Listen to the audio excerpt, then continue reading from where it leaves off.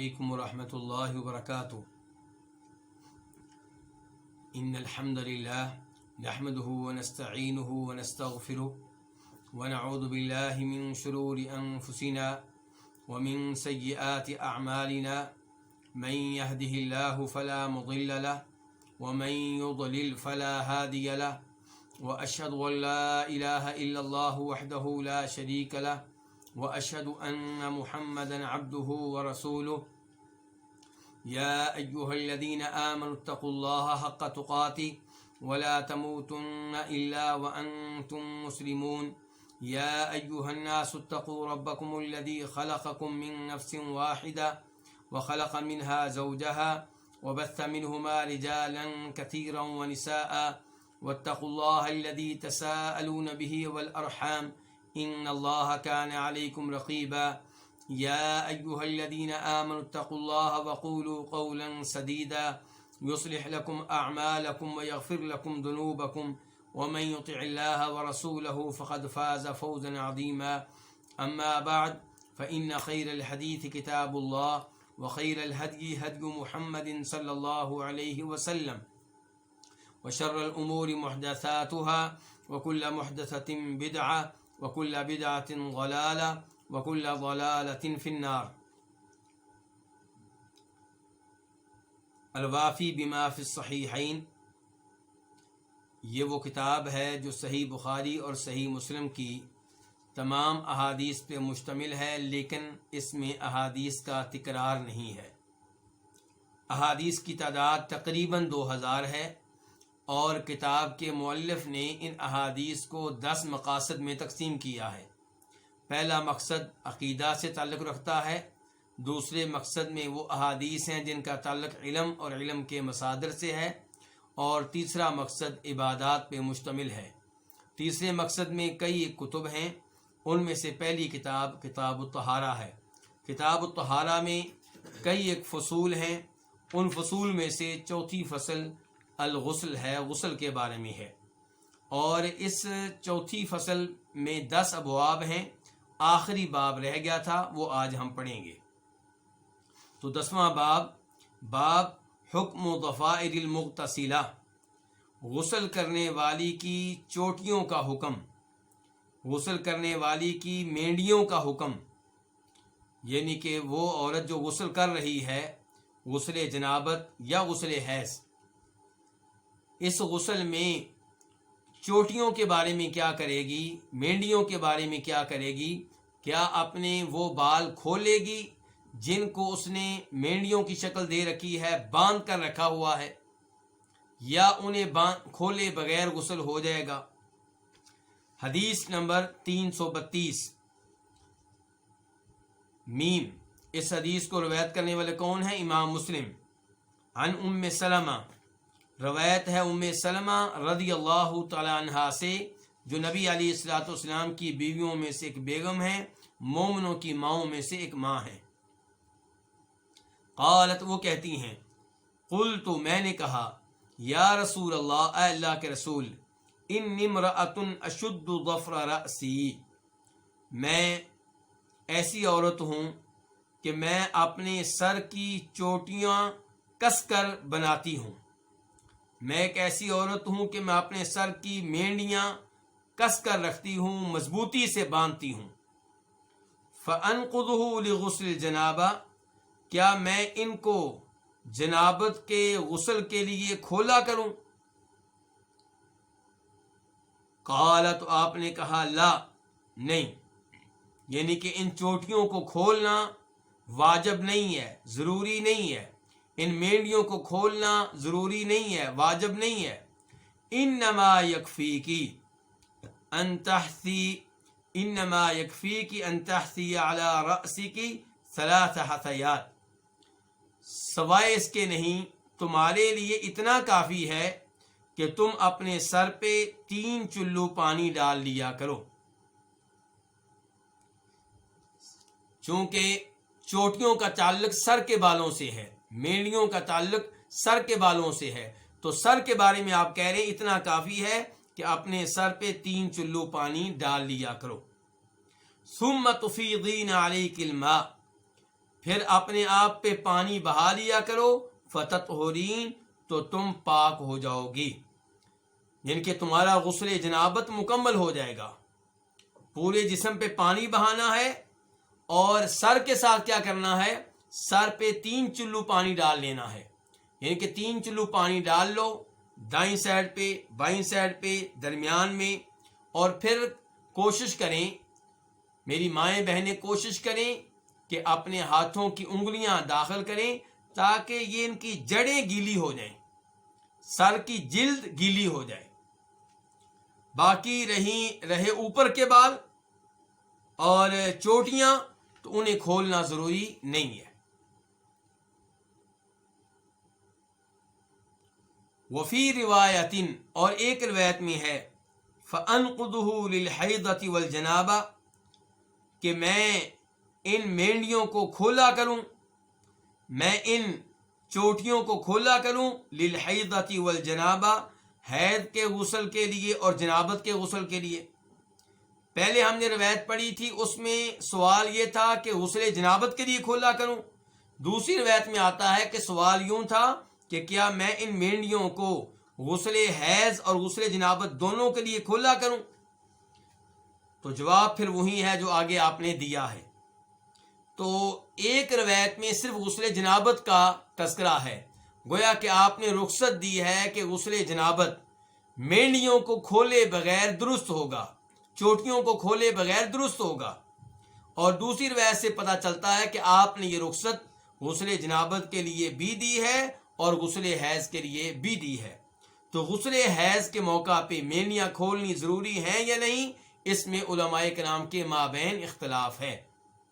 بہت سارے علماء کرام کا موقف یہ ہے کہ غسل حیض کے موقع پہ مینڈیاں کھولنی چاہیے، کیونکہ دیگر روایات سے پتہ چلتا ہے کہ غسل حیض کا معاملہ غسل جنابت کے معاملے میں زیادہ شدید ہے، اور ویسے بھی غسل حیض مہینے میں صرف ایک دفعہ ہوتا ہے، تو اس لیے غسل حیض کے موقع پہ مینڈیاں کھول لینی چاہیے۔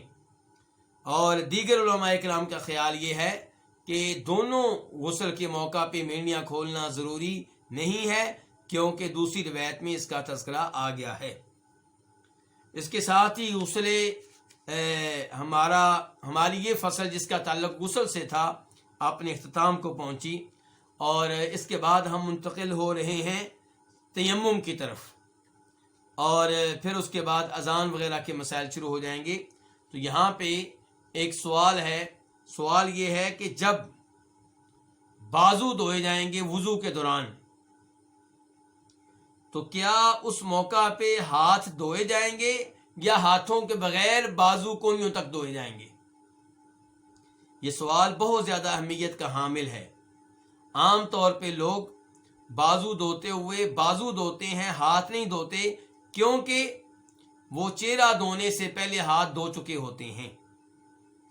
لیکن گزارش یہ ہے کہ اللہ رب العزت نے قرآن حکیم میں کہا ہے، یا ایھا الذین آمنوا اذا قمتم الی الصلاۃ فاغسلوا وجوہکم وایدیکم الی المرافق، کہ جب نماز پڑھنے لگو تو اپنا چہرہ دھو لیا کرو اور اپنے ہاتھ کونیوں تک دھو لیا کرو۔ تو چہرہ دھونا وضو کے ارکان میں سے ہے، چہرہ دھوئے بغیر وضو نہیں ہوگا، اور ہاتھوں کو کونیوں تک دھونا وضو کے ارکان میں سے ہے، ان کے بغیر وضو نہیں ہوگا۔ پہلی دفعہ جو آپ نے ہاتھ دھوئے تھے ان کی وہ اہمیت نہیں ہے جو دوسری بار بازوؤں کے ساتھ ہاتھوں کو دھونے کی ہے۔ دوسری بار ہاتھوں کو دھونا وضو کے ارکان میں سے ہے۔ پہلی دفعہ کے ہاتھ دھونے اگر رہ بھی گئے تب بھی وضو ہو جائے گا، اگرچہ ثواب میں کمی واقع ہو جائے گی، نبی علیہ السلام کی ایک سنت رہ جائے گی۔ لیکن دوسری بار اگر آپ اپنے ہاتھوں کو نہیں دھوئیں گے بازوؤں کے ساتھ تو وضو نہیں ہوگا۔ اس لیے اس معاملے میں احتیاط کی جائے۔ یہ نہیں آپ نے دیکھنا کہ میرے ہاتھ گیلے ہیں، نہیں، یہ مسئلہ نہیں ہے۔ مسئلہ یہ ہے کہ چہرہ دھونے کے بعد جب آپ نے بازو دھونے ہیں تب ہاتھوں کو دھونا ضروری ہے، چاہے وہ پہلے سے گیلے ہوں۔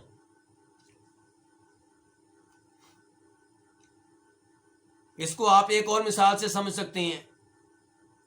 ایک آدمی پہ جنابت کا غسل واجب ہے لیکن اس کو یاد نہیں ہے، وہ گھر سے نکلا بازار کے لیے، پھر آگے چلا گیا کسی سوئمنگ پول میں، اور وہاں پہ گرمی کی وجہ سے نہاتا رہا، ورزش کے طور پہ نہاتا رہا، نہانے کا لطف لینے کے لیے نہاتا رہا۔ گھر میں واپس آیا تو اس کو یاد آیا کہ میرے اوپر تو غسل واجب تھا، یا ادھر ہی یاد آ گیا، آپ فرض کر لیں ادھر ہی یاد آ گیا، جب نہا کے باہر نکلا تو یاد آیا کہ میرے اوپر غسل واجب تھا۔ تو اب جسم اس کا گیلا ہے پہلے سے ہی، تو کیا وہ فرض کر سکتا ہے کہ چونکہ جسم پہلے سے ہی میرا گیلا ہے میں نیت کر لیتا ہوں تو ٹھیک کام چل جائے گا؟ نہیں، اسے نئے سرے سے غسل کرنا ہوگا۔ تو ایسے ہی چہرہ دھونے سے پہلے جو ہاتھ دھوئے تھے وہ اور چیز سے، چہرہ دھونے کے بعد جو ہاتھ دھونے ہیں یہ وضو کے ارکان میں سے ہیں، یہ بہت زیادہ اہمیت کے حامل ہیں۔ شہادت کی انگلی آپ اس موقع پہ اٹھائیں گے یا نہیں اٹھائیں گے جب آپ وضو کے بعد یہ دعا پڑھ رہے ہوں گے، اشہد ان لا الہ الا اللہ؟ تو گزارش پہلے بھی کی تھی، پھر بھی کر رہا ہوں کہ یہ انگلی اٹھانا اس موقع پہ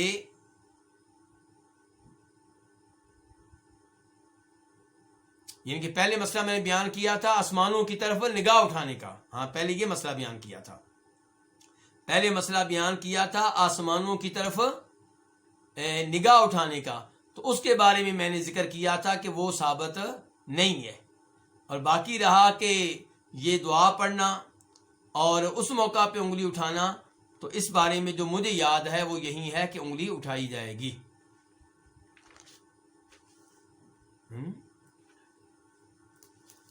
یہ اصل میں ایک منٹ، یہ اس مسئلے کو آپ رہنے دیں، شہادت کی انگلی اٹھانے کے مسئلے کو آپ فی الحال رہنے دیں، میں کچھ ڈاؤٹ ہو چکا ہے تو اس لیے اس مسئلے پہ دوبارہ گفتگو ہوگی، انشاءاللہ کل کے درس میں گفتگو ہوگی۔ اس کے بعد الفصل الخامس، ہم 5ویں فصل کی طرف منتقل ہو رہے ہیں، اور یہ کیا ہے؟ تیمم کے بارے میں۔ 5ویں فصل کس کے بارے میں ہے؟ تیمم کے بارے میں۔ ویسے ذاتی طور پہ جو مجھے یاد ہے، تیمم سے پہلے ذاتی طور پہ جو مجھے یاد ہے کہ میں جب یہ پڑھتا ہوں دعا تو میں اس موقع پہ عام طور پہ انگلی نہیں اٹھاتا، مجھے یہی یاد ہے، لیکن انسان کئی دفعہ شک میں پڑ جاتا ہے، تو اس لیے یہ مسئلہ دوبارہ میں کل اس موضوع پہ گفتگو کروں گا۔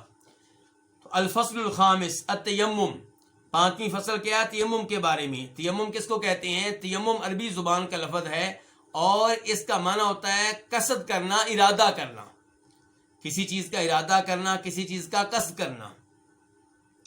اور شرعی طور پہ تیمم سے کیا مراد ہے کہ جب پانی موجود نہ ہو یا پانی موجود ہو لیکن پانی آپ استعمال کسی مجبوری کی وجہ سے نہ کر سکتے ہوں، تو اس موقع پہ اپنے ہاتھ زمین پہ مارنا، مٹی پہ مارنا، اور پھر قصد کرنا اپنے چہرے کا اور اپنے ہاتھوں کا، تاکہ طہارت حاصل ہو جائے، وضو کی متبادل طہارت حاصل ہو جائے۔ اس کا نام کیا ہے؟ تیمم۔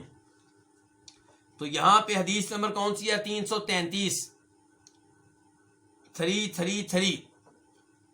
تو اس کو روایت کرنے پہ اتفاق ہے کس کا؟ امام بخاری کا اور امام مسلم کا۔ عن عائشہ زوج النبی صلی اللہ علیہ وسلم، ام المؤمنین عائشہ سے روایت ہے جو نبی علیہ الصلوۃ والسلام کی بیگم ہیں، قالت، وہ کہتی ہیں، خرجنا مع رسول اللہ صلی اللہ علیہ وسلم فی بعض اسفاری، کہ ہم نبی علیہ الصلوۃ والسلام کے ساتھ نکلے آپ کے کسی سفر میں، حتی اذا کنا بالبیداء، یہاں تک کہ ہم مقام بیدا پہ تھے، او بذات الجیشی، یا ہم مقام ذات الجیش پہ تھے۔ راوی کو یہاں پہ شک ہے کہ مقام بیدا تھا یا مقام ذات الجیش تھا، اور یہ دونوں مقام جو ہیں یہ مدینہ اور خیبر کے بیچ میں ہیں۔ لیکن ایک اور راوی جب اس روایت کو بیان کرتے ہیں تو وہ صرف ذات الجیش کا نام لیتے ہیں، اس سے پتہ چلتا ہے کہ ذات الجیش مقام تھا، کیونکہ یہاں پہ راوی کو شک ہے۔ یہ شک کس کو ہے؟ ام المؤمنین عائشہ کو، یا ان سے نیچے کسی راوی کو، کہ البیدا مقام تھا یا ذات الجیش تھا۔ لیکن عمار بن یاسر جب اس واقعے کو بیان کرتے ہیں اور امام ابو داؤد و نسائی ان کی روایت کو لے کر آتے ہیں تو وہاں پہ ذات الجیش کا تذکرہ ہے، البیدا کا تذکرہ نہیں ہے۔ اس سے لگتا ہے کہ یہ ذات الجیش مقام تھا۔ تو فرماتی ہیں امہات المؤمنین کہ جب ہم مقام بیدا یا ذات الجیش میں تھے تو انقطع عقد لی، تو میرا ہار ٹوٹ گیا، یعنی کہ میرا ہار ٹوٹ کر گر گیا۔ فاقام رسول اللہ صلی اللہ علیہ وسلم علی التماسہ، تو نبی علیہ الصلوۃ والسلام اس کی تلاش میں ٹھہر گئے، اس کی تلاش کے لیے ٹھہر گئے۔ یاد رہے کہ ام المؤمنین عائشہ کے ساتھ ہار کے گم ہونے کا واقعہ 2 دفعہ ہوا ہے، اور یہ روایت دوسرا واقعہ ہے، یعنی کہ پہلی دفعہ ہار کسی سفر میں گم ہوا تھا، اور اس کے بعد یہ دوسرا واقعہ ہے۔ یہ دوسرا واقعہ کب کا ہے اس بارے میں کچھ اختلاف ہے، یعنی کہ اس روایت میں تو تذکرہ نہیں ہے اس غزوے کا جس میں واقعہ پیش آیا، لیکن علماء کرام نے اندازہ لگانے کی کوشش کی ہے کہ یہ کون سے غزوے کا واقعہ ہے۔ کچھ علماء کرام نے کہا ذات الرقاع کا، یعنی کہ وہ غزوہ جس میں صحابہ کرام کے پاس سواریاں کم تھیں اور ایک سواری پہ کئی لوگ بیٹھتے تھے، باری باری نمبر آتا تھا، تو پیدل مسلسل چلنے کی وجہ سے لوگوں کے پاؤں زخمی ہو گئے تھے، تو ان کو اپنے پاؤں پہ پٹیاں کرنا پڑیں، کپڑے کے چیتھڑے باندھنا پڑے۔ تو ذات الرقاع وہ غزوہ جس میں پاؤں پہ چیتھڑے باندھے تھے صحابہ کرام نے۔ تو ایک موقف یہ ہے، اور دوسرا موقف یہ ہے کہ غزوۃ بنی المصطلق۔ تو یہ 2 موقف ہیں کہ یہ غزوہ تھا یا وہ غزوہ تھا۔ تو ام المومنین فرماتی ہیں فاقام رسول اللہ صلی اللہ علیہ وسلم علی التماسی، تو نبی علیہ الصلوۃ والسلام رک گئے علی التماسی، اس ہار کو تلاش کرنے کی خاطر۔ وقام الناس معه، اور لوگ بھی آپ کے ساتھ رک گئے، وہ بھی ٹھہر گئے۔ ولیسوا علی ماء، اس حال میں کہ لوگ پانی پہ نہیں تھے، یعنی کہ کسی چشمے کے پاس پڑاؤ نہیں تھا، کوئی ایسی جگہ نہیں تھی جہاں پہ کنواں ہو، جہاں پہ کوئی چشمہ ہو۔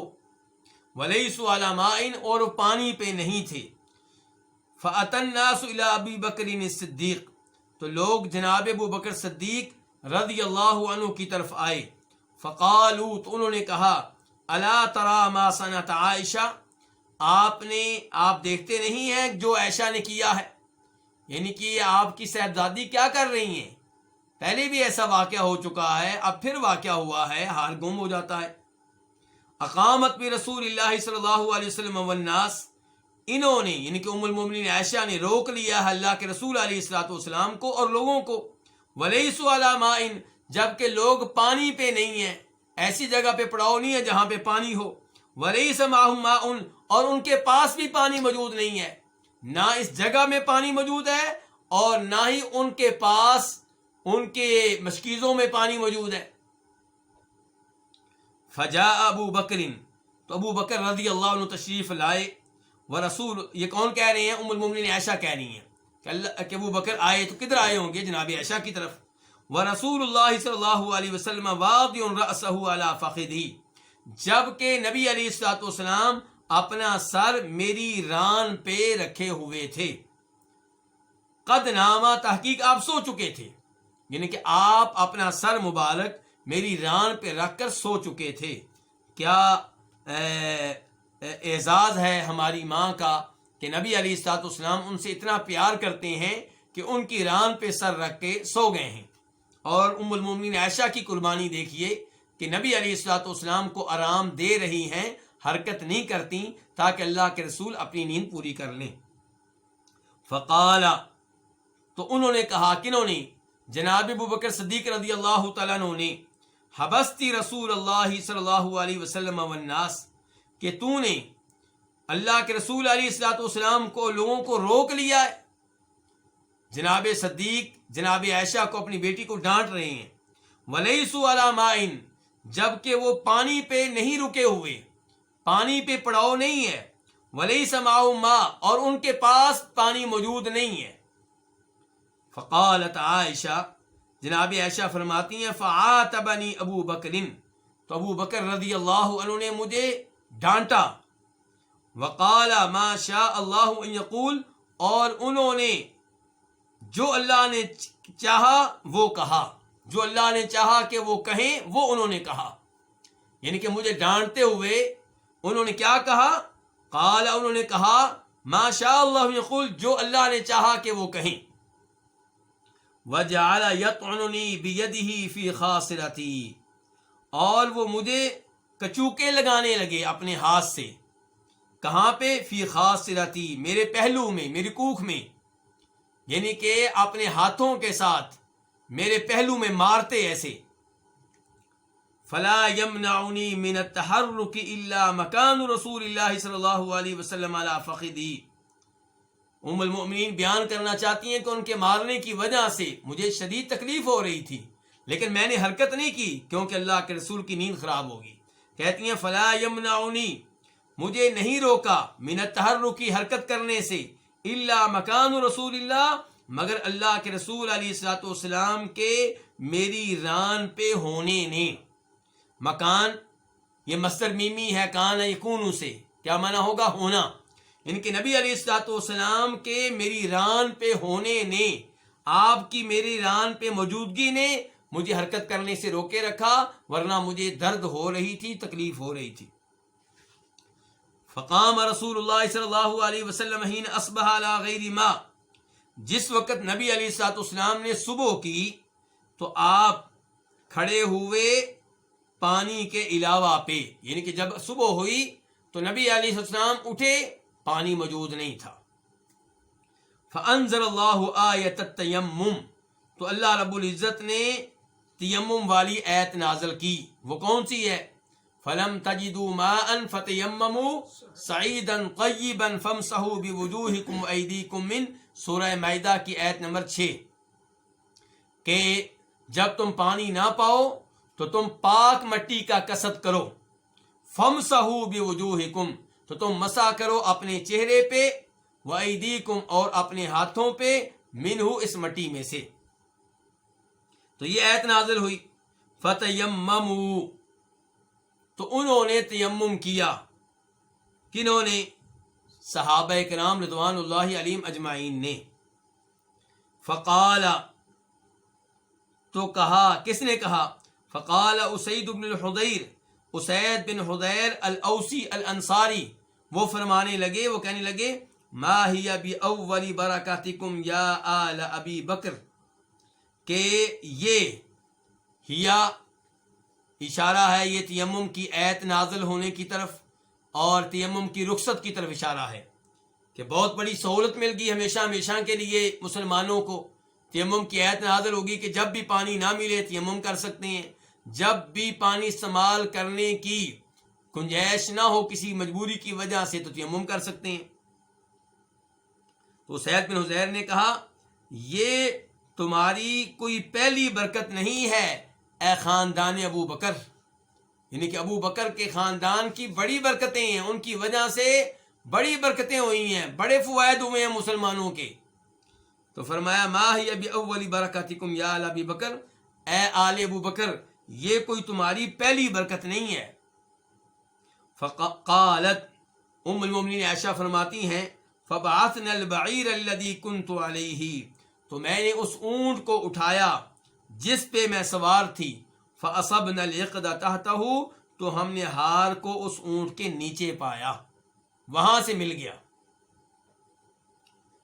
تو اس حدیث سے ہمیں ایک تو یہ پتہ چلا کہ نبی علیہ الصلوۃ والسلام سفر میں اپنی کسی نہ کسی بیوی کو اپنے ساتھ لے کر جاتے تھے، اور اس سے پتہ چلا کہ خامد جہاں پہ رہائش رکھے بیوی کو اپنے ساتھ رکھنے کی کوشش کرے، نہایت مجبوری ہو تو الگ بات ہے، ورنہ بیوی کا حق ہے کہ اسے خامد اپنے ساتھ رکھے، اور یہی مقصد ہوتا ہے شادی کا، ورنہ غلط فہمیاں پیدا ہوتی ہیں، ورنہ بیوی اور بچوں کی وہ تربیت نہیں ہو پاتی جو ہونی چاہیے۔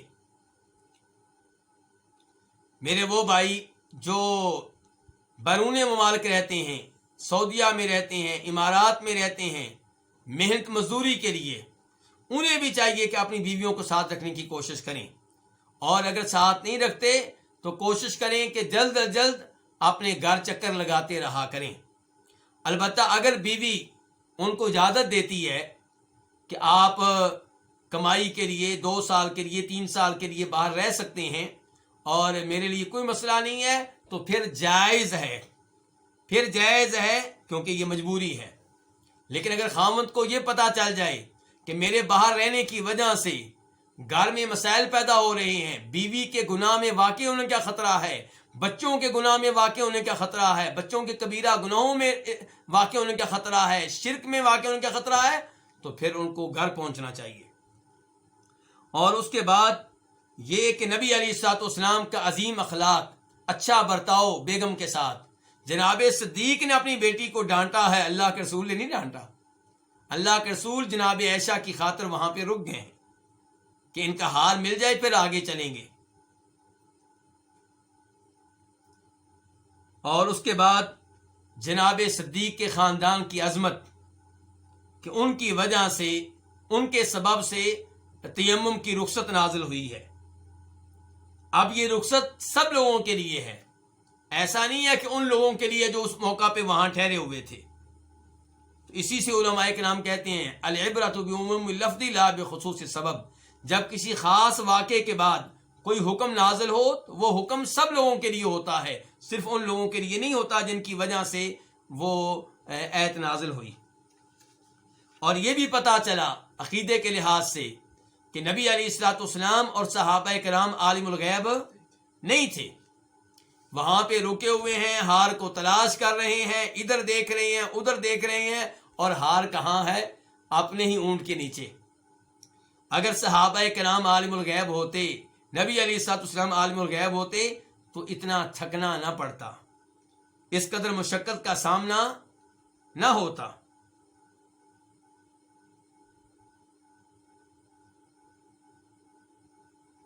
تو نبی علیہ الصلوۃ والسلام اور صحابہ کرام اپنی زندگی میں عالم الغیب نہیں تھے، تو فوت ہونے کے بعد کیسے عالم الغیب ہو گئے؟ آج لوگوں کا عقیدہ رکھنا کہ قبر والے ہمیں دیکھ رہے ہیں، ہم ان کے نام پہ بکرا ذبح کریں گے 11ویں کے دن، ان کو پتہ چل جائے گا، وہ ہمارے اوپر راضی ہوں گے، پھر ہماری اللہ کے ہاں شفاعت کریں گے، یہ سارے عقائد قرآن و حدیث کے خلاف عقائد ہیں، غلط عقائد ہیں، شرک و بدعات پہ مشتمل عقائد ہیں۔ اس کے بعد حدیث نمبر 334 قاف۔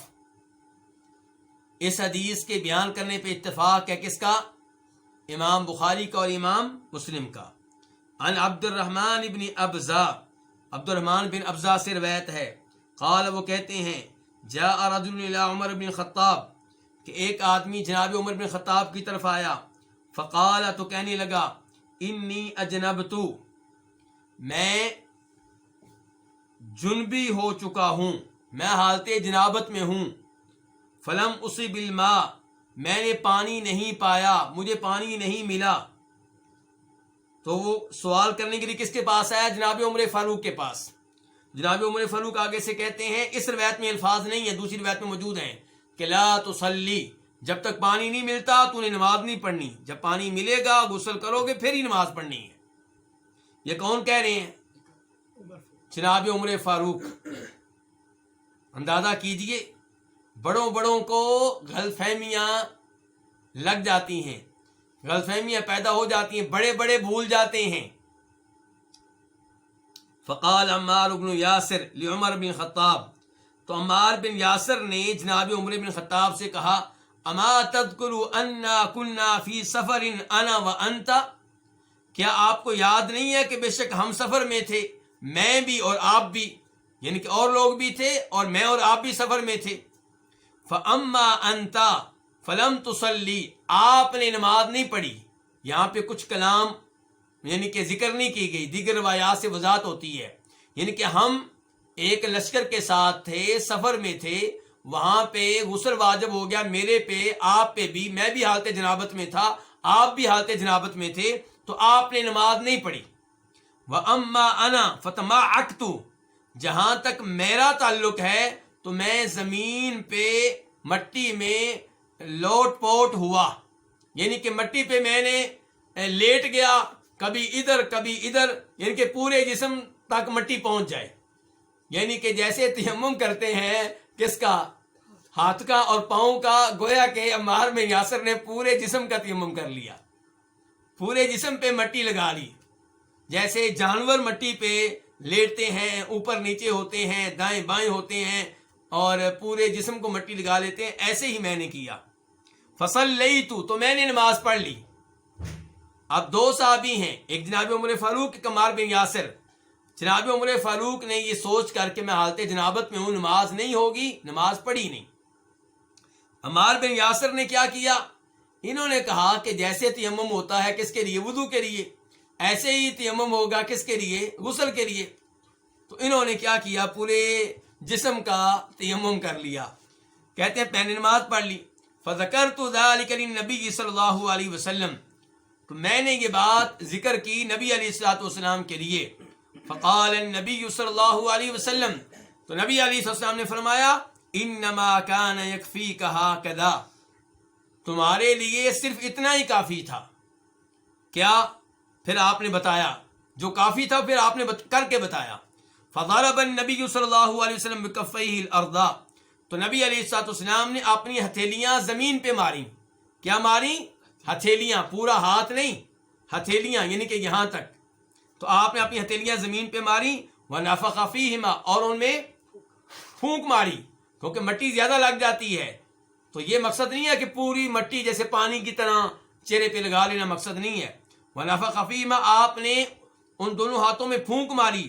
ثم مسح بہما وجہہ وکفیہ، پھر آپ نے ان کے ساتھ مسح کیا. کس کا؟ ان دو ہاتھوں کے ساتھ مسح کیا اپنے چہرے کا، وکفیہ، اور اپنی دونوں ہتھیلیوں کا. تو اس حدیث سے کیا پتا چلا؟ ابھی آپ نے دیکھا تھوڑی دیر پہلے، میں بھول گیا کیا بتاتے ہوئے کہ وضو کے بعد جب اشہد ان لا الہ الا اللہ پڑھیں گے تو انگلی یعنی کہ بلند کرنی ہے کہ نہیں کرنی، یہ یہاں میں بھول گیا. اور یہاں پہ جناب عمر فاروق دیکھیے، ان کا اپنا واقعہ ان کے ساتھ پیش آیا. دونوں اللہ کے رسول کے پاس آئے تھے، دونوں نے بتایا تھا کہ اللہ کے رسول ہمارے اوپر سفر میں غسل واجب ہو گیا تھا، اور عمر فاروق نے بتایا کہ میں نے تو نماز نہیں پڑھی جب تک غسل کرنے کا موقع نہیں ملا، اور عمار نے بتایا اللہ کے رسول میں نے یہ کام کیا. تو نبی علیہ السلام نے دونوں کے سامنے یہ بات کہی تھی عمار کو مخاطب کر کے کہ عمار تمہارے لیے اتنا کافی تھا کہ اپنی ہتھیلیوں کو زمین پہ مار لیتے، اور پھر آپ نے کر کے دکھایا اور پھونک ماری اور مسح کیا چہرے کا اور ہتھیلیوں کا. اس کے باوجود جناب عمر فاروق بھول گئے ہیں. عمار بن یاسر کو یاد رہا. جناب عمر فاروق اتنا بھولے کہ عمار بن یاسر کے یاد دلانے کے باوجود یاد نہیں آیا، بلکہ تھوڑا سا ناراض سے ہونے لگے عمار بن یاسر پہ.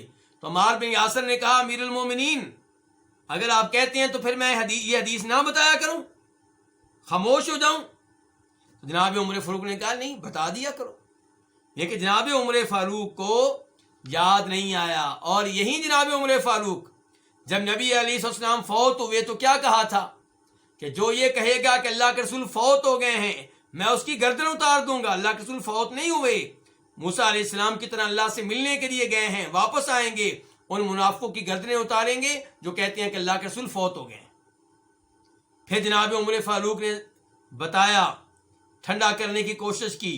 جناب عمر فاروق ابو بکر صدیق رضی اللہ عنہ نے خطبہ دیا، جناب عمر فاروق کو بٹھانے کی کوشش کی، ٹھنڈا کرنے کی کوشش کی. جناب عمر فاروق نہیں مانے.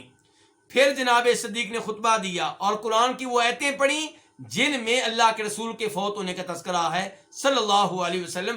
تب جا کر جناب عمر فاروق کو یقین ہوا، قرآن سن کر مان گئے اور ایمان لے آئے اس بات پہ. اور بعد میں کہا کرتے تھے کہ جب صدیق رضی اللہ عنہ نے وہ آیتیں پڑھی مجھے لگا کہ شاید اسی وقت نازل ہو رہی ہیں، حالانکہ قرآن تو پہلے کے نازل ہو چکا تھا.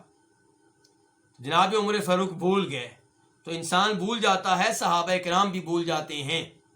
معصوم کون ہوتے ہیں؟ انبیاء کرام علیہم الصلوۃ والسلام. تو اس روایت سے یہ بھی پتا چلا کہ اگر غسل واجب ہو جائے تو پھر کیا کیا جائے گا. غسل واجب ہو جائے، پانی نہ ملے، یا غسل واجب ہو جائے اور پانی اتنا ٹھنڈا ہو کہ مرنے کا خطرہ ہو یا بیمار ہونے کا خطرہ ہو، جیسا کہ ٹھنڈے علاقوں میں ہوتا ہے، برف باری والے علاقوں میں ہوتا ہے، گرم پانی بھی میسر نہیں ہے، گرم پانی کرنا بھی ممکن نہیں ہے آپ کے لیے، اور پانی اتنا ٹھنڈا ہے کہ آپ کے مرنے کا یا آپ کے بیمار ہونے کا خطرہ ہے، یا آپ پہلے سے بیمار ہیں، غسل واجب ہو جائے تو کیا کیا جائے گا؟ اس انداز سے تیمم کیا جائے گا۔ اور یہی حکم ہے کس کے لیے؟ ہماری اس بہن کے لیے جو غسل ہے، جو حیض سے فارغ ہوئی ہے، حیض سے فارغ ہو چکی ہے لیکن پانی گرم میسر نہیں ہے، اور پانی گرم کرنا ممکن بھی نہیں ہے، ٹھنڈا پانی اتنا ہے کہ مرنے کا خطرہ ہے، بیمار ہونے کا خطرہ ہے، تو کیا نمازیں نہیں پڑھے گی؟ عام طور پہ ہماری مائیں بہنیں نمازیں نہیں پڑھتی اس حالت میں، انتظار کرتی ہیں کس کا؟ کہ جب پانی گرم ہوگا پھر غسل کریں گی، کٹھی نمازیں پڑھ لیں گی۔ یہ درست نہیں ہے، نماز کو قضا کرنے کی اجازت نہیں ہے۔ تیمم کی سہولت شریعت نے کیوں دی ہے؟ اسی لیے دی ہے کہ نماز کو وقت سے لیٹ نہیں کرنا۔ زور کی نماز ہے، زور کا وقت ختم ہو رہا ہے، پانی آپ کو نہیں مل سکا، لیکن آپ کو پتا ہے کہ عصر کے بعد مل جائے گا، نہیں، تیمم کریں اور زور کی نماز زور کے ٹائم پہ پڑھیں، قضا کرنے کی اجازت نہیں ہے۔ یہی صورتحال عصر کی نماز کی ہے۔ اور یہاں سے وہ اندازہ کریں میرے بھائی نماز کی شدت کا، اہمیت کا، جو بغیر کسی مجبوری کے نمازوں کو قضا کر دیتے ہیں۔ روزانہ کی بنیاد پہ فجر کی نماز کب پڑھتے ہیں؟ سورج نکلنے کے بعد، جب آفس جانا ہوتا ہے، جب اسکول جانا ہوتا ہے، کالج جانا ہوتا ہے۔ اور زور کے بعد آئے اور سو گئے، عصر کی نماز کب پڑھی؟ مغرب کے ساتھ۔ یہ کیا ہے سب؟ شریعت میں نماز وقت پہ پڑھنا اتنا ضروری ہے کہ اگر آپ کے پاس پانی نہیں ہے، شریعت کہتی ہے تیمم کر لیں۔ غسل واجب ہے، پانی نہیں ہے، شریعت کیا کہتی ہے؟ آپ تیمم کر لیں، نماز کو ٹائم پہ پڑھیں، نماز کو قضا کرنے کی اجازت نہیں ہے۔ اور پھر یہ مسئلہ بتا دوں، یہ بھی پتا چلا کہ انبیاء کرام علیہم الصلوۃ والسلام کے علاوہ دیگر اولیاء، صحابہ کرام، یہ سب لوگ جو ہیں اگرچہ شان کے لحاظ سے بہت آگے ہیں لیکن معصوم نہیں ہیں، بھول جاتے تھے، غلطی ہو جاتی تھی، لیکن اس کا مطلب یہ نہیں ہے کہ اس کی وجہ سے ہم ان کی توہین کریں، ان کی بےعزتی کریں۔ اب دیکھیں نا، جو صحابہ کرام سے بغض و دعوت رکھتا ہوگا وہ جناب عمر فاروق کی یہاں توہین میں واقع ہو سکتا ہے، ان کی گستاخی کا ارتکاب کر سکتا ہے کہ پہلے بھی غلطی کی اور اللہ کے رسول نے اصلاح کی پھر بھول گئے۔ لیکن جس کے دل صحابہ کرام کے تعلق سے صاف ہوں گے، جس کے دل میں صحابہ کرام کی محبت ہوگی، وہ یہ مسئلہ بیان کرے گا، توہین کیے بغیر، گستاخی کیے بغیر، بلکہ وعدے کرے گا کہ یہ معمولی باتیں ہیں ان کے کارناموں کے سامنے۔ انہوں نے اللہ کی راہ میں جہاد کیا، جانیں دینے کے لیے تیار رہے، تلواریں چلائیں، اپنوں کے اوپر بھی، یعنی کہ اپنوں سے مراد یہ ہے کہ ان کافروں پہ جو رشتہ دار تھے، انہوں نے یہ پرواہ نہیں کی کہ میرا رشتہ دار ہے، انہوں نے اللہ کی راہ میں خون دیا، اللہ کی راہ میں انہوں نے مال دیا، اور مشکل سے مشکل حالات میں صبر کا، استقامت کا مظاہرہ کیا۔ ان کے کارنامے اتنے زیادہ ہیں کہ اس بھولنے کی اور ان غلطیوں کی ان کے سامنے کوئی حیثیت نہیں ہے۔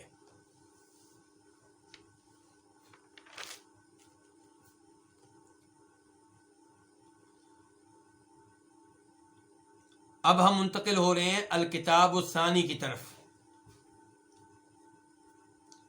الکتاب الثانی الاذان و مواقیت الصلاۃ، اذان کے بارے میں یہ کتاب ہے، یعنی کہ ہمارا مقصد کون سا ہے؟ تیسرا، وہ کیا ہے؟ عبادات۔ اس میں پہلی کتاب کیا تھی؟ طہارت کی۔ دوسری کتاب کیا؟ اذان کے بارے میں اور نمازوں کے اوقات کے بارے میں۔ تو الاذان و مواقیت الصلاۃ، اذان اور نمازوں کے اوقات کے بارے میں۔ اذان کا لفظی معنی کیا ہوتا ہے؟ لغوی معنی کیا ہوتا ہے؟ اعلان کرنا، اطلاع دینا۔ اور اذان سے مراد کیا ہے؟ وہ آپ جانتے ہیں کہ وہ مخصوص کلمات اونچی آواز سے کہنا جو اذان سے پہلے کہے جاتے ہیں تاکہ لوگوں کو پتہ چل جائے کہ نماز کا وقت ہو گیا ہے۔ الفصل الاول، اس دوسری کتاب کی پہلی فصل، وہ کیا؟ الاذان، اذان کے بارے میں۔ اذان کے بارے میں جو پہلی فصل ہے اس میں اب کئی ابواب ہیں۔ تو پہلا باب کیا ہے؟ باب بدء الاذان و فضلہ، اذان کا آغاز اور اذان کی فضیلت۔ حدیث نمبر 335۔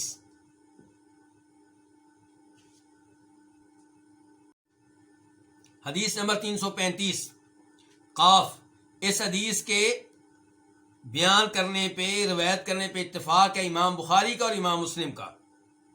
عن ابن عمر رضی اللہ عنہما قال، جناب عبداللہ بن عمر سے روایت ہے، وہ کہتے ہیں کان المسلمون حین قدموا المدینہ یجتمعون فیتحینون الصلاة لیس ینادی لہا، کہ مسلمان جب مدینہ آئے، کہاں سے آئے؟ مکہ سے۔ کس موقع پہ؟ ہجرت کے موقع پہ۔ جب مسلمان مدینہ آئے، یجتمعون، تو وہ جمع ہوتے تھے، فیتحینون الصلاة، تو نماز کے وقت کا اندازہ کرتے تھے۔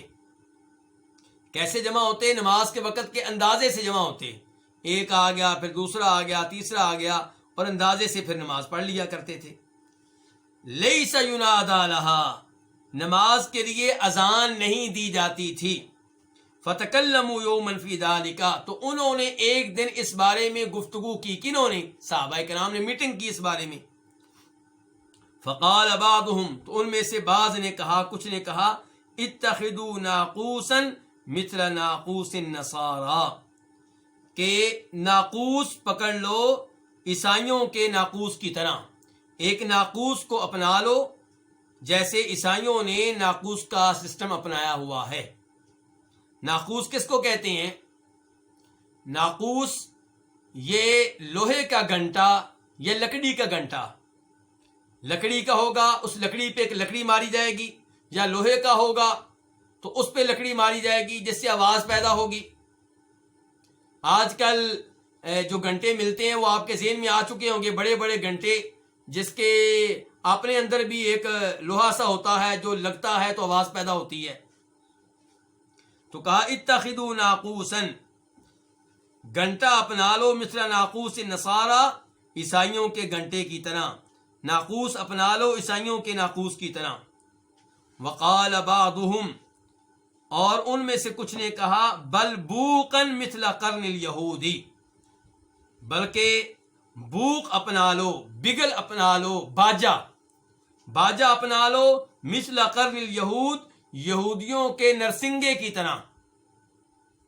جیسے یہودیوں کا نرسنگا ہوتا ہے، سینگ جس کو وہ بجاتے تھے، جس میں پھونکتے تھے تو آواز پیدا ہوتی تھی، اس کی طرح باجا اپنا لو۔ باجا آپ نے دیکھا ہوگا، جو ان کے پاس ہوتا ہے، جو بینڈ بجاتے ہیں، ان کے پاس باجا ہوتا ہے، پولیس کے پاس بھی ہوتا ہے۔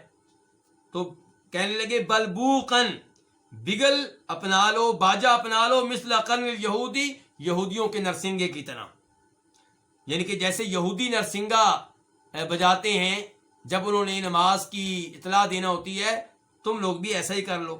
فقال عمر، تو عمر کہنے لگے، اولا تبعثون رجلا ینادی بالصلاة، فقال رسول اللہ صلی اللہ علیہ وسلم یا بلال قم فنادی بالصلاة، تو جناب عمر فاروق نے کہا، کیا تم لوگ کسی آدمی کو نہیں بھیجو گے ینادی بالصلاة، جو نماز کا اعلان کر دے، جو نماز کی اطلاع کر دے؟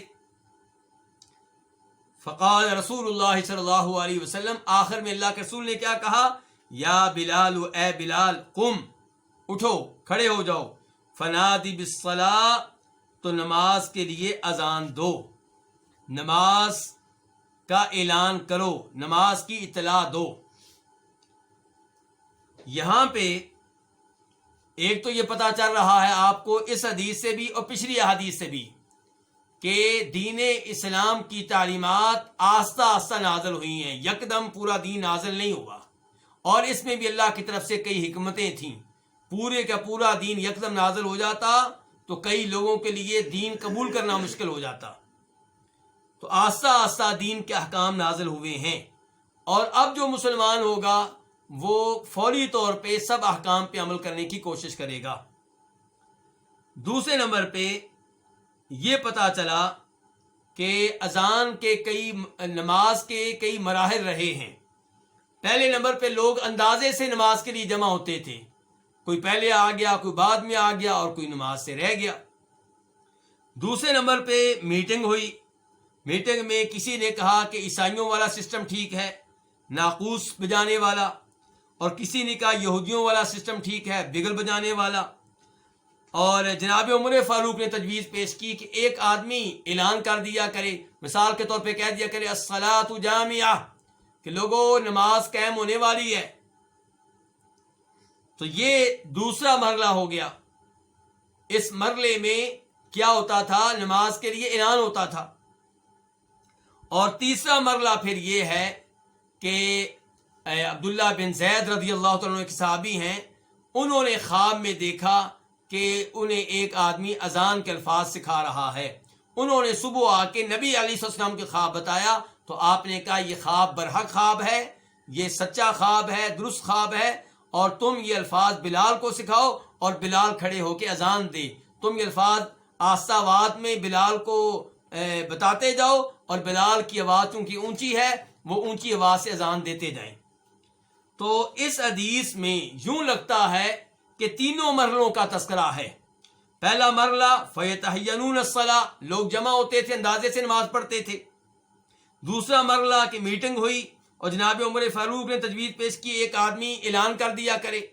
اور تیسرا مرحلہ بالکل آخر میں کہ اللہ کے رسول نے فرمایا یا بلال، اے بلال قم، کھڑے ہو جاؤ، فنادی بالصلاۃ، اور نماز کے لیے اذان دو، نماز کا اعلان کر دو.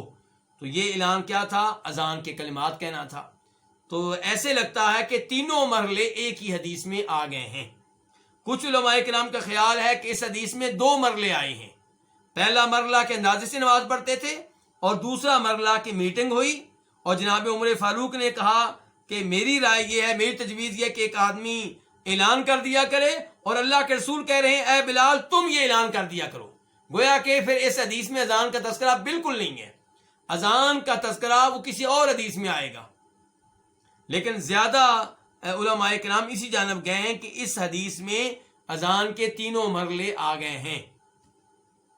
واللہ تعالی اعلم.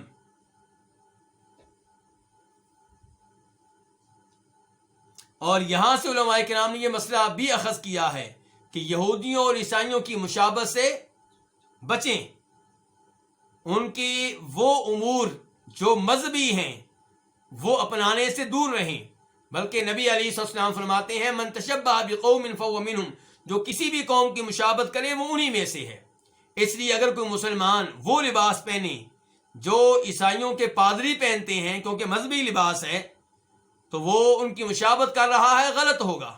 ایسے کوئی مسلمان وہ لباس پہنے جو ہندوؤں کے سادھو پہنتے ہیں وہ غلط ہو جائے گا کیونکہ ان کا مذہبی لباس ہے. تو کسی بھی قوم کی مشابہت اختیار کرنے کی اجازت نہیں ہے. اور ایسے ہی ہمارے کئی مسلمان بھائی عید میلاد النبی مناتے ہیں صلی اللہ علیہ وسلم. تو یہ عید منانا، برتھ ڈے منانا، یہ بھی مشابہت ہے عیسائیوں کی جو عیسیٰ علیہ السلام کے یوم پیدائش کو منایا کرتے ہیں اور منایا کرتے تھے. تو یہ عید میلاد النبی منانا اس لحاظ سے بھی غلط ہے کہ اس میں عیسائیوں کی کیا ہے؟ مشابہت ہے.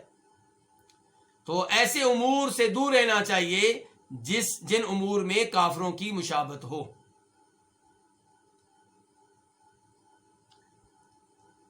اس کے بعد حدیث نمبر 336 قاف. یہ حدیث بیان کرنے والے امام بخاری بھی ہیں، امام مسلم بھی ہیں. عن ابی ہریرہ ان رسول اللہ صلی اللہ علیہ وسلم قال، جناب ابو ہریرہ سے روایت ہے کہ اللہ کے رسول صلی اللہ علیہ وسلم نے فرمایا لو یعلم الناس ما فی النداء والصف الاول، اگر لوگ جان لیں، کیا جان لیں؟ اگر لوگ جان لیں اس چیز کو جو اذان میں ہے، والصف الاول، اور جو پہلی صف میں ہے. کیا مطلب اس جملے کا؟ یعنی کہ اگر لوگوں کو پتہ چل جائے اس ثواب کا، اس خیر کا، اس برکت کا جو اذان دینے کے نتیجے میں حاصل ہوتی ہے اور جو پہلی صف میں نماز کے لیے کھڑے ہونے سے حاصل ہوتی ہے، تو پھر لوگ، ہر آدمی کوشش کرے کہ میں اذان دوں، ہر آدمی یہ کوشش کرے کہ میں پہلی صف میں کھڑا ہوں. پھر معاملہ قرآن اندازی تک پہنچ جائے گا کیونکہ ایک ہی وقت میں کئی لوگ اذان دینے کے لیے مسجد میں پہنچ جائیں گے، اور پہلی صف میں کھڑے ہونے کے لیے ایک ہی وقت میں کئی لوگ پہنچ جائیں گے، اور پھر معاملہ قرآن اندازی تک پہنچ جائے گا. پھر بھی کوئی پیچھے ہٹنے کے لیے تیار نہیں ہوگا. یعنی کہ معاملہ قرآن اندازی تک پہنچے تو توقع یہ ہے کہ لوگ کہیں چلو یار میں چھوڑو قرآن اندازی، اس کو اذان دینے دو. اور پہلی صف کے معاملے میں لوگ کہیں چلو جی میں دوسری صف میں کھڑے ہو جاتا ہوں، قرآن اندازی رہنے دو، قرآن اندازی میں پڑھنے کی کیا ضرورت ہے، اتنا بھی کیا تکلف کرنا ہے۔ لیکن اللہ کے رسول فرماتے ہیں اگر لوگوں کو اذان دینے کا ثواب معلوم ہو جائے، پہلی صف میں نماز کے لیے کھڑے ہونے کا، جماعت جب ہو رہی ہو پہلی صف میں کھڑے ہونے کا ثواب معلوم ہو جائے تو کوئی بھی پیچھے نہ ہٹے، ہر آدمی کہے میں اذان دوں گا، ہر آدمی کہے میں پہلی صف میں کھڑا ہوں گا، معاملہ قرآن تک پہنچ جائے، پھر بھی کوئی پیچھے نہ ہٹے۔ اتنا ثواب ہے اذان دینے کا، اتنا ثواب ہے پہلی صف میں کھڑے ہونے کا۔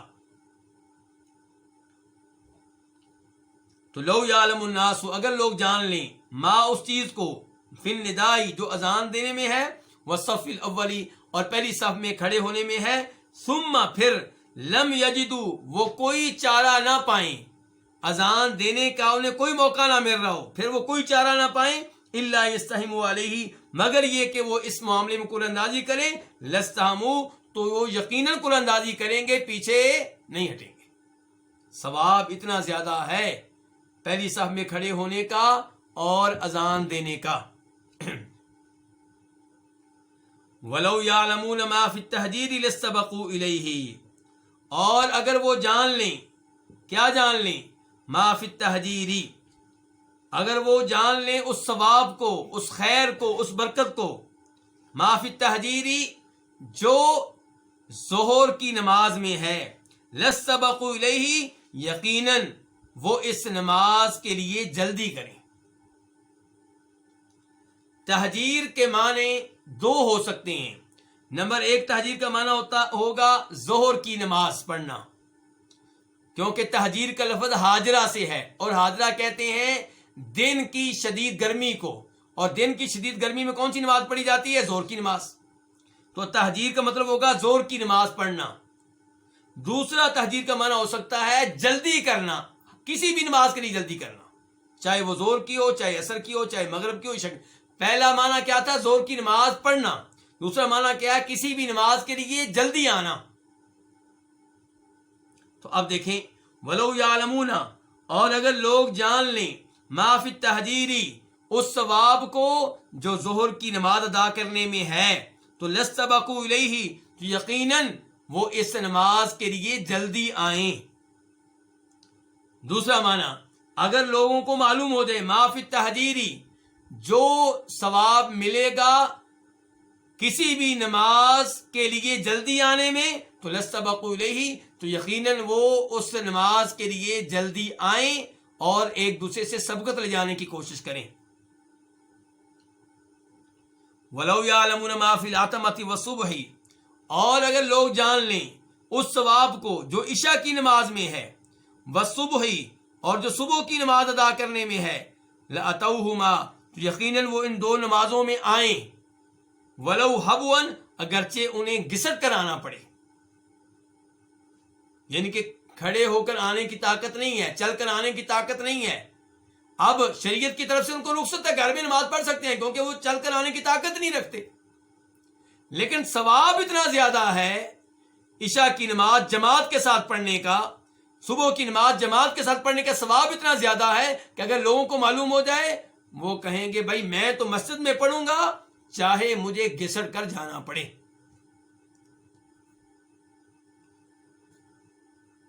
تو پھر ہم عشاء کی نماز اور فجر کی نماز جماعت کے ساتھ کیوں نہیں پڑھتے؟ شاید ہمارا ایمان کمزور ہے۔ اگر ہمیں ہمارا ایمان ہو اس حدیث کے اوپر مضبوط ایمان کہ اللہ کے رسول نے اشارہ دے دیا، عقل مند کے لیے اشارہ کافی ہوتا ہے کہ ثواب اتنا زیادہ ہے عشاء کی نماز جماعت کے ساتھ پڑھنے کا، فجر کی نماز جماعت کے ساتھ پڑھنے کا ثواب اتنا زیادہ ہے کہ اگر لوگوں کو معلوم ہو جائے تو وہ مسجد میں آئیں اگرچہ گھسٹ کر۔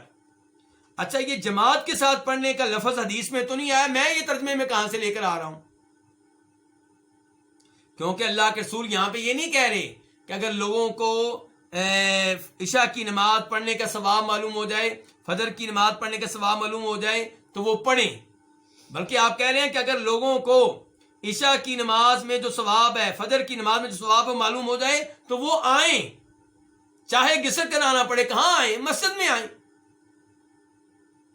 اگر گھر میں نماز پڑھنے پہ اتنا ثواب ملنے والا ہوتا تو آپ یہ نہ کہتے کہ وہ آئیں چاہے گھسٹ کر آنا پڑتے۔ چاہے گھسٹ کر آنا پڑے. تو یہاں پہ اب نبی علیہ السلام نے ایک تو اذان دینے کی فضیلت بیان کر دی. دوسرے نمبر پہ پہلی صف میں کھڑے ہو کر نماز پڑھنے کی شان اور مقام بیان کر دیا. تیسرے نمبر پہ کسی بھی نماز کے لیے جلدی آنے کے ثواب کی طرف اشارہ کر دیا. چوتھے نمبر پہ فجر کی نماز جماعت کے ساتھ پڑھیں اس کے ثواب کی طرف اشارہ کر دیا. اور پانچویں نمبر پہ عشاء کی نماز جماعت کے ساتھ پڑھیں اس کے ثواب کی طرف بھی اشارہ کر دیا. تو بڑی عظیم حدیث ہے. اس حدیث کی بنا پہ ہمیں چاہیے کہ ہم اذان دینے کی کوشش کریں, اپنے بچوں میں اذان دینے کا شوق پیدا کریں, پہلی صف میں کھڑے ہو کے نماز پڑھنے کی کوشش کریں, اور ہر نماز کے لیے جلدی مسجد میں پہنچیں, اذان سے پہلے وضو کر چکے ہوں اور مسجد میں جلدی آئیں. اور عشاء کی نماز اور فجر کی نماز بھی کوشش کریں کہ جماعت کے ساتھ ادا کریں, مسجد میں آ کر ادا کریں.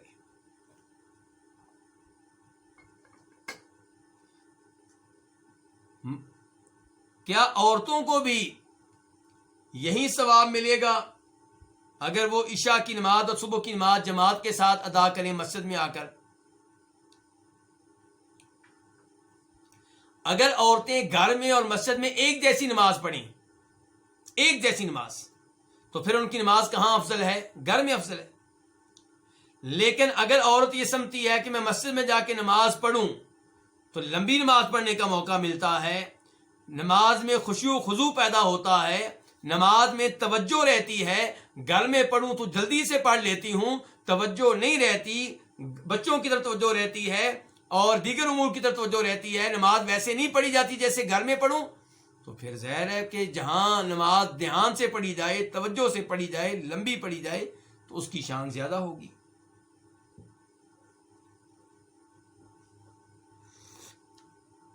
لیکن دونوں نمازیں اگر ایک جیسی ہوں تو پھر کون سی نماز عورت کی افضل ہے؟ جو گھر میں پڑھی جائے.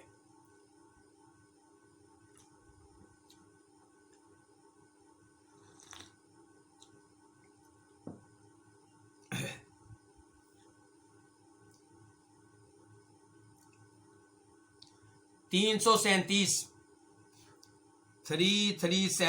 خا.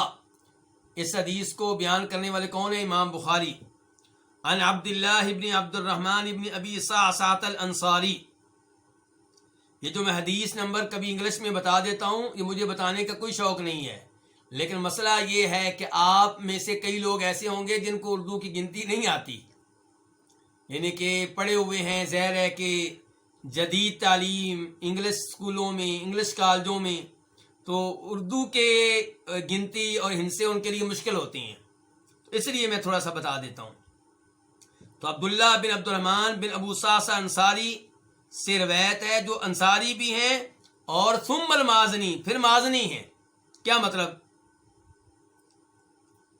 یہ ایسے ہی ہے جیسے کہا جائے کہ میں انڈین ہوں اور پھر میں بہاری ہوں,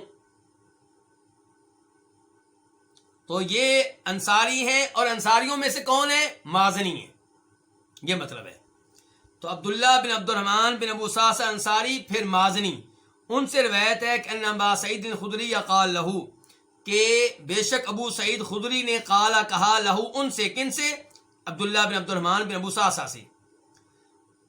کیا کہا؟ کہ انی اراکا, یقیناً میں تمہیں دیکھتا ہوں, تمہیں خیال کرتا ہوں کہ تحب الغنم والبادیہ, کہ تم بکریوں سے بڑی محبت کرتے ہو, والبادیہ اور صحرا سے, جنگل سے بڑی محبت رکھتے ہو.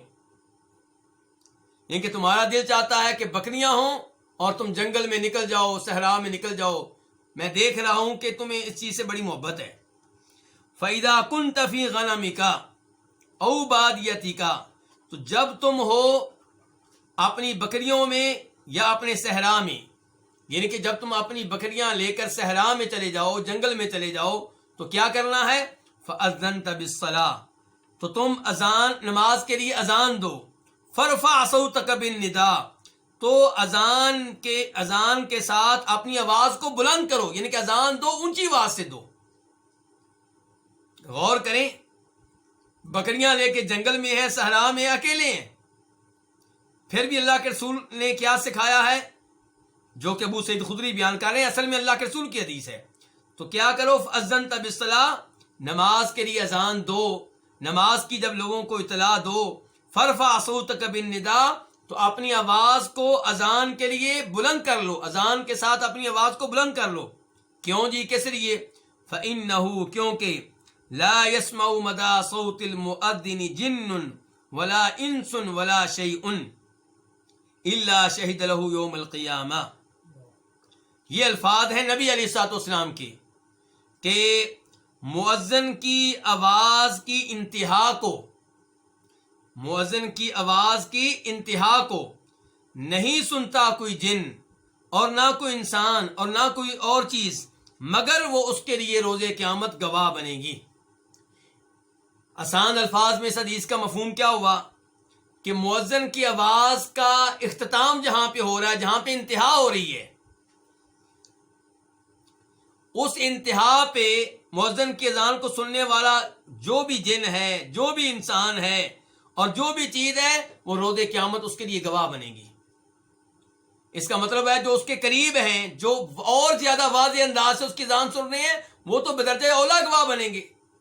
جو دور کے لوگ ہیں، جہاں اذان کی آواز مدھم جا رہی ہے، جہاں اذان کی آواز ہلکی ہے لیکن وہ سن رہے ہیں، ان کے کانوں میں بھی اذان کے کلمات پڑھ رہے ہیں، فرمایا وہ جن، وہ انسان، وہ درخت، وہ پتھر، ہر چیز، ہر مخلوق گواہ بنے گی اس آدمی کے حق میں، اور روز قیامت بتائیں گے کہ یا اللہ یہ اذانیں دیا کرتا تھا، یا اللہ یہ کہا کرتا تھا، اللہ اکبر، تیری کبریائی کا اعلان کیا کرتا تھا، یا اللہ یہ کہا کرتا تھا، اشہد ان لا الہ الا اللہ، اللہ کے علاوہ کوئی معبود برحق نہیں ہے، یہ تیری توحید کی گواہی دیا کرتا تھا، یا اللہ یہ تیرے نبی کی رسالت کی گواہی دیا کرتا تھا، یا اللہ حی علی الصلاۃ، یہ اذان کی دعوت دیا کرتا تھا، حی علی الفلاح، یا اللہ یہ آخرت کی کامیابی کی طرف بلایا کرتا تھا. تو یہ گواہی دیں گے. اتنی مخلوق جب گواہی دے گی تو پھر کیا ہوگا، پھر فیصلہ کیا آئے گا، آپ سوچ سکتے ہیں. قال ابو سعید کہتے ہیں، ابو سعید خدری کہتے ہیں، سمعتہ من رسول اللہ صلی اللہ علیہ وسلم، میں نے یہ الفاظ کس سے سنے ہیں؟ اللہ کے رسول علیہ السلام سے سنے ہیں. تو اس سے کیا پتا چلا، اکیلا آدمی، اکیلے نماز پڑھنے والا بھی افضل یہی ہے کہ اذان دے اور پورے جوش سے دے، کیونکہ آپ نے لوگوں سے شاباش نہیں لینی، جس سے شاباش لینی ہے وہ آپ کی اذان سن رہا ہے.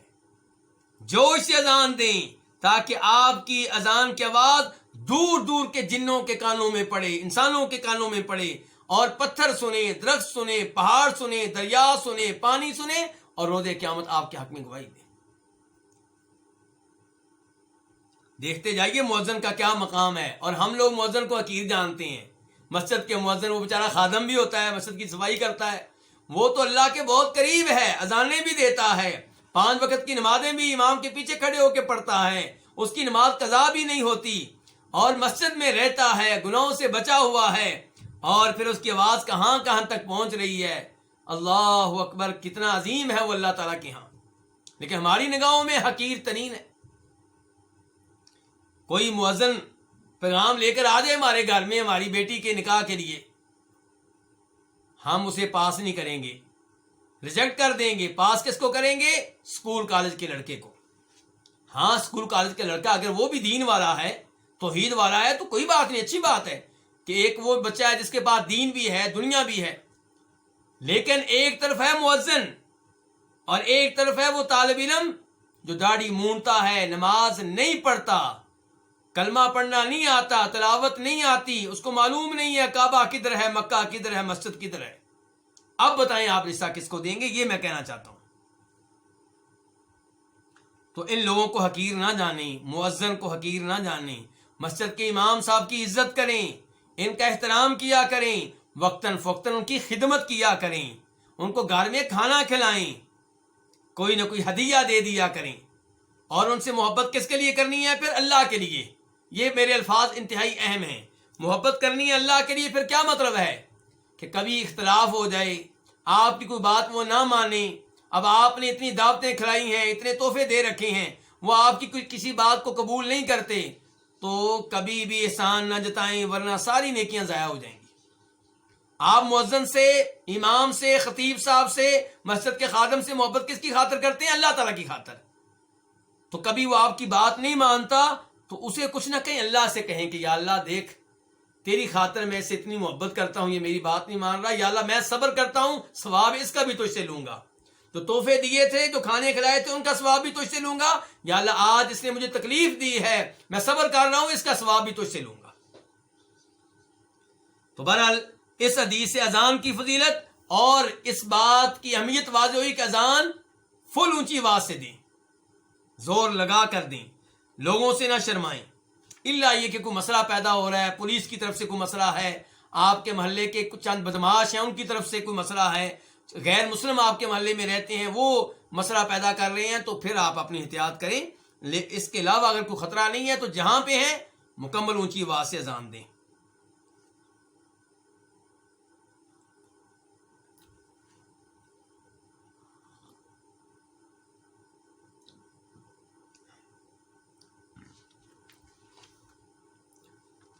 باب نمبر 2، باب اجابت المؤذن، مؤذن کی اذان کا جواب دینا۔ حدیث نمبر 338 امام مسلم رحمہ اللہ اس حدیث کو لے کر آئے ہیں۔ عن عمر بن الخطاب قال قال رسول اللہ صلی اللہ علیہ وسلم، جناب عمر بن خطاب سے روایت ہے، وہ کہتے ہیں کہ اللہ کے رسول علیہ الصلوۃ والسلام نے فرمایا، اذا قال المؤذن، جب مؤذن کہے، کیا کہے؟ اللہ اکبر اللہ اکبر، فقال احدکم، تو تم میں سے کوئی کہے اللہ اکبر اللہ اکبر، یعنی کہ مؤذن نے کہا اللہ اکبر اللہ اکبر، اور آپ بھی کیا کہیں؟ اللہ اکبر اللہ اکبر۔ مؤذن نے کہا اللہ اکبر، یعنی کہ اللہ ہر چیز سے بڑا ہے، اللہ کی کبریائی کا اعلان کر دیا، اللہ سپر پاور ہے، اللہ سے بڑھ کر کوئی سپر پاور نہیں۔ اور آپ نے بھی کہہ دیا کہ مؤذن تم ٹھیک کہہ رہے ہو، میں بھی کہتا ہوں اللہ اکبر اللہ اکبر۔ ثم قال، پھر وہ کہے، کون؟ مؤذن، اشہد ان لا الہ الا اللہ، میں گواہی دیتا ہوں اس بات کی کہ اللہ کے علاوہ کوئی معبود برحق نہیں، اللہ کے علاوہ کوئی ایسا نہیں ہے جو کسی بھی عبادت کا حقدار ہو، نہ کوئی قبر والا، نہ کوئی ولی، نہ کوئی نبی، نہ کوئی جن، نہ کوئی فرشتہ۔ قال، تو یہ بھی کہے، کون؟ جواب دینے والا، کیا کہے؟ اشہد ان لا الہ الا اللہ۔ مؤذن نے بھی توحید کا اعلان کر دیا اور شرک سے لا تعلقی کا اعلان کر دیا، آپ نے بھی توحید کا اعلان کر دیا اور شرک سے لا تعلقی کا اعلان کر دیا۔ اذان باقاعدہ ایک پوری دعوت ہے، پورا دین ہے، اس میں عقیدہ بھی ہے، رسالت بھی ہے، نماز بھی ہے، بہت کچھ ہے اس میں۔ ثم قال، پھر اس نے کہا، کس نے؟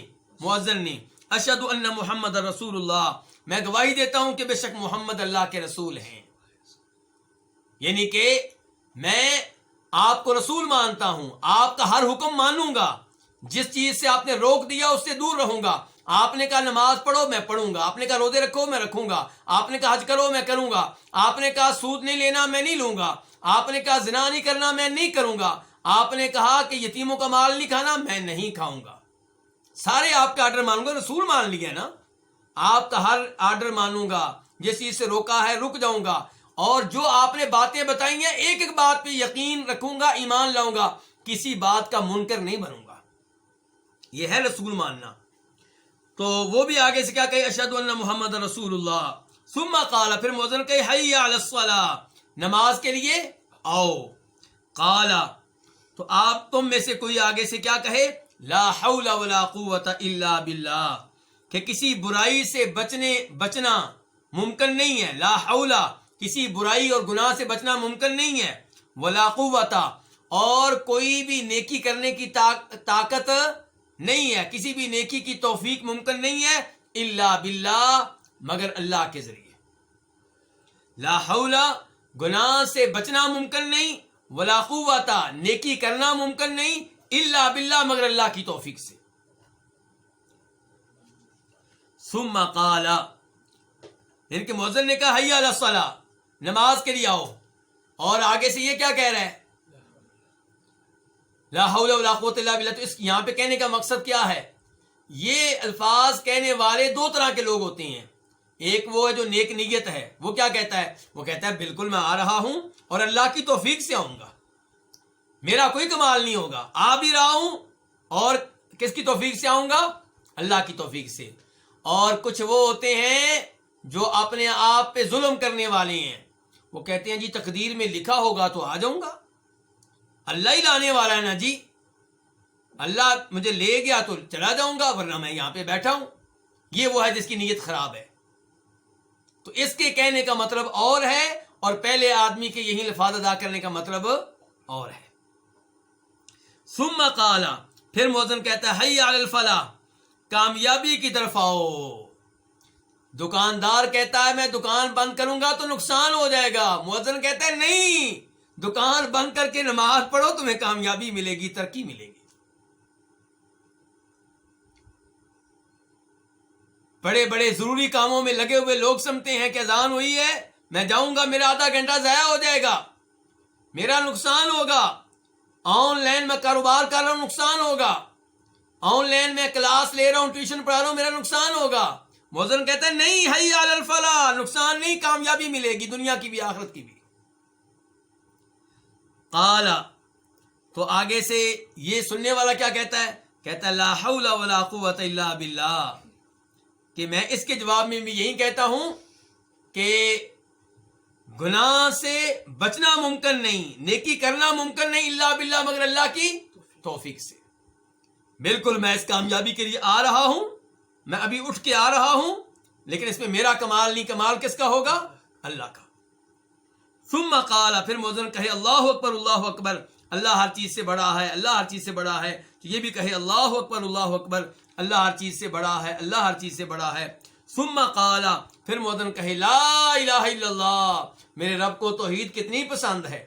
آج میں توحید کی بات کرتا ہوں تو میرے اپنے لوگ تنگ آ جاتے ہیں جو توحید کے اوپر ہیں، جو شرک نہیں کرتے. کیوں یار، کیا ہر وقت توحید توحید، تو ہم تو پہلے ہی توحید پہ ہیں. نہیں میرے بھائی، توحید کا درس دینے والے بھی سن لیں، توحید کا درس سننے والے بھی سن لیں. اللہ تعالیٰ کو توحید پسند ہے، بار بار توحید کا اعلان کریں، بار بار توحید کے بارے میں گفتگو کریں، بار بار شرک کے خلاف گفتگو کریں، آسمان والا راضی ہوتا ہے. تو دیکھیں ابھی تھوڑی دیر پہلے کہا تھا اشہدو ان لا الہ الا اللہ، آخر میں پھر کیا آ گیا؟ لا الہ الا اللہ، کہ اللہ کے سوا کوئی معبود برحق نہیں. تو اب آپ بھی کیا کہیں؟ لا الہ الا اللہ من قلبہ، اپنے دل سے. من قلبہ کا تعلق کس سے ہے؟ من قلبی کا تعلق ہے کالا سے. کالا کون سا؟ وہ جو ہر جگہ کالا آیا ہے، یعنی کہ جو کالا آیا نا جواب دینے والے کے بارے میں آیا، کالا کالا کالا، یعنی کہ مؤذن کہے تو آگے سے یہ کہے، مؤذن کہے تو آگے سے یہ یوں جواب دے.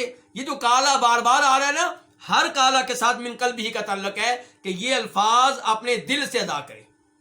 توحید کا اعتراف بھی دل سے، رسالت کا اعتراف بھی دل سے، لا حول ولا قوت الا باللہ بھی دل سے، سب کچھ دل سے کہے گا تو کیا ہوگا؟ داخل الجنہ، ایسا آدمی کہاں داخل ہوگا؟ جنت میں. شروع میں لفظ آیا تھا نا اذا قال المؤذن، جب مؤذن یہ کہے تو جواب دینے والا یہ جواب دے. آخر میں نتیجہ کیا آیا؟ تو اس انداز سے اذان کا جواب دینے والا کہاں جائے گا؟ جنت میں داخل ہوگا. اب سوال پیدا ہوتا ہے اذان کا جواب دینے سے جنت میں داخل ہو جائے گا؟ جی، کیونکہ یہ سچا جواب دینے والا، یہ جھوٹا نہیں ہے. اللہ تعالیٰ دل کو جانتے، اسی لیے کہا کہ دل سے جو یہ کہے، جو دل سے توحید کا اعتراف کرے، دل سے شرک سے بیزاری کا اعلان کرے اور دل سے آپ کی رسالت کا اعلان کرے، اس کا مطلب ہے کہ آپ کی ہر معاملے میں اطاعت کرے گا اور پھر نماز پڑھنے بھی آ رہا ہے اور ہر چیز کو اللہ کی طرف منسوب کر رہا ہے. یہ بھی کہتا ہے کہ اس میں میرا کمال نہیں ہے، اللہ کا فضل ہے، تو ایسا آدمی پھر جنت میں داخل ہوگا. دیکھ لیں اذان کتنی عظیم شے ہے، کتنی عظیم دعوت ہے، کتنا عظیم عقیدہ ہے، دین اسلام ہے پورا اذان.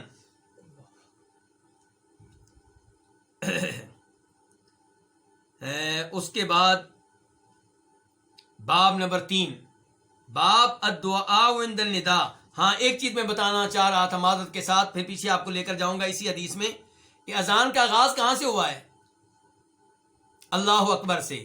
اس سے پہلے بسم اللہ نہیں ہے، اعوذ باللہ من الشیطان الرجیم نہیں ہے، الحمدللہ نہیں ہے، اس سے پہلے درود نہیں ہے. تو اذان کا آغاز اللہ اکبر سے کرنا ہے. اذان سے پہلے، ہر اذان سے پہلے مسلسل درود پڑھنا یہ دین میں اضافہ ہے. تو اذان شروع ہوگی اللہ اکبر سے، ختم ہوگی لا الہ الا اللہ پہ. اور اس اذان میں یہ بھی نہیں آیا کہ جناب علی اللہ کے ولی ہیں اور اللہ کے رسول کے وصی ہیں، یہ الفاظ بھی اس اذان میں نہیں ہیں. یہ ہے حقیقی اذان جو نبی علیہ السلام نے سکھائی ہے. تو اب باب نمبر 3، باب الدعاء عند النداء، اذان کے وقت دعا پڑھنا، یعنی کہ جب اذان مکمل ہو جائے تب دعا پڑھنا. حدیث نمبر 339 خا. اس حدیث کو لانے والے کون ہیں؟ امام بخاری. عن جابر بن عبداللہ ان رسول اللہ صلی اللہ علیہ وسلم قال، جابر بن عبداللہ سے روایت ہے کہ اللہ کے رسول صلی اللہ علیہ وسلم نے فرمایا، من قال حین یسمع النداء، جو کہے اس وقت جب وہ اذان سنے. جو آدمی کہے، کیا کہے وہ آگے آ رہا ہے، لیکن کب کہے؟ جب وہ اذان سنے. جو آدمی اس وقت کہے جب اذان سنے، کیا کہے؟ اللہم رب هذه الدعوة التامة والصلاة القائمة آت محمدا الوسیلة والفضیلة وابعث مقام محمودا الذي وعدته حلت له شفاعتی یوم القیامہ. کیا کہے جی؟ یہ کہے اللہم، اے اللہ. کس کو مخاطب کر رہا ہے؟ اللہ کو. اللہم، اے اللہ، رب هذه الدعوة التامة، اس کامل دعوت کے رب. کون سی کامل دعوت؟ اذان. میں نے ابھی بتایا نا کہ اذان مکمل دعوت ہے، توحید کی دعوت، رسالت کی دعوت، نماز کی دعوت، کامیابی کی دعوت. اے اللہ، اس کامل دعوت کے رب. والصلاة القائمہ، اور قائم رہنے والی نماز کے رب. کیا مطلب قائم رہنے والی نماز؟ اس کے دو مطلب ہو سکتے ہیں. ایک یہ کہ یہ نماز جو شروع سے ہے اور آج تک ہے، کبھی کینسل نہیں ہوئی. ہر نبی کو یہ عبادت ملی ہے، کون سی؟ نماز کی. قائم و دائم ہے، یہ عبادت کینسل نہیں ہوئی. اور دوسرا معنی یہ ہو سکتا ہے کہ یہ اس نماز کے رب جو ابھی ہم پڑھنے والے ہیں، تھوڑی دیر کے بعد پڑھیں گے. تو اے اللہ، اس کامل دعوت کے رب اور قائم ہونے والی نماز کے رب. آتی محمد الوسیلہ، محمد صلی اللہ علیہ وسلم کو کیا دے؟ وسیلہ دے. کون دعا کر رہا ہے؟ امتی. کس کے لیے؟ اپنے نبی کے لیے. کس سے؟ اللہ سے. یہاں ہم آپ کے لیے وسیلہ مانگ رہے ہیں. ایسا نہیں ہے کہ ہم اپنے لیے دعا کر رہے ہوں، اللہ تعالیٰ کو نبی علیہ السلام کے وسیلے کا واسطہ دے رہے ہوں. نہیں، ہم اپنے نبی کے لیے دعا کرنے لگے ہیں اور کیا کہہ رہے ہیں؟ اے اللہ، ہمارے نبی کو وسیلہ دینا. یہ وسیلہ کیا ہے؟ یہ جنت میں ایک مقام کا نام ہے جس کا تذکرہ اگلی حدیث میں آ رہا ہے، حدیث نمبر 340 میں. تو اس لیے میں زیادہ وضاحت نہیں کرتا کیونکہ اس کا ابھی تذکرہ آنے لگا ہے. تو ہمارے نبی کو کیا دینا؟ وسیلہ دینا. مقام وسیلہ جنت میں ہوگا. والفضیلہ، اور اے اللہ ہمارے نبی کو کیا دینا؟ فضیلت دینا، یعنی کہ ساری مخلوقات سے بڑھ کر فضیلت اور برتری دینا. وابعثوا، اور آپ کو فائز کرنا، آپ کو پہنچانا. یہ بھی دعا ہے. کہاں پہ پہنچانا؟ کہاں پہ فائز کرنا؟ مقام محمود پہ. وہ مقام محمود جس کا تو نے آپ سے وعدہ کر رکھا ہے. اللہ نے کیا کہا ہے سورہ بنی اسرائیل میں؟ عسیٰ ان یبعثک ربک مقام محمودا، کہ آپ کا رب آپ کو مقام محمود پہ فائز کرے گا. آپ کا رب آپ کو مقام محمود پہ کھڑا کرے گا. تو ہم اذان کے بعد دعا کرتے ہیں کہ اللہ ہمارے نبی کو ایک تو جنت والا مقام وسیلہ دینا، نمبر 2 فضیلت دینا، نمبر 3 ہمارے نبی کو مقام محمود پہ فائز کرنا. یا اللہ وہی مقام محمود جس کا تو نے آپ سے وعدہ کیا ہے. مقام محمود کی وضاحت پہلے بھی ہو چکی ہے. مقام محمود یعنی کہ وہ مقام محمود جس کی کیا کی جائے؟